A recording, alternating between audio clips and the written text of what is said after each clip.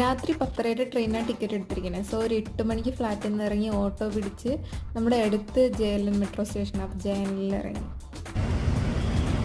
Already കിറങ്ങിയിരിക്കുക. ട്രെയിനിൽ കയറുക, ഉറങ്ങുക. That is the plan. Railway സ്റ്റേഷനിൽ ചെന്നപ്പോൾ അവിടെ ട്രെയിൻ തുറന്നിട്ടും കൂടെ തുറന്നിട്ടുണ്ടായിരുന്നു, പക്ഷെ ലൈറ്റൊന്നും ഇട്ടിട്ടുണ്ടായിരുന്നില്ല. നേരെ കിടന്നു ഉറങ്ങി. രാവിലെ ഒരു 9 മണിയായപ്പോൾ തഞ്ചാവൂരെത്തി. That was nice. പിന്നെ അവിടെ ടോയ്ലറ്റ്, വാഷ്റൂംസൊക്കെ സ്റ്റേഷനിൽ തന്നെ ഉണ്ട്.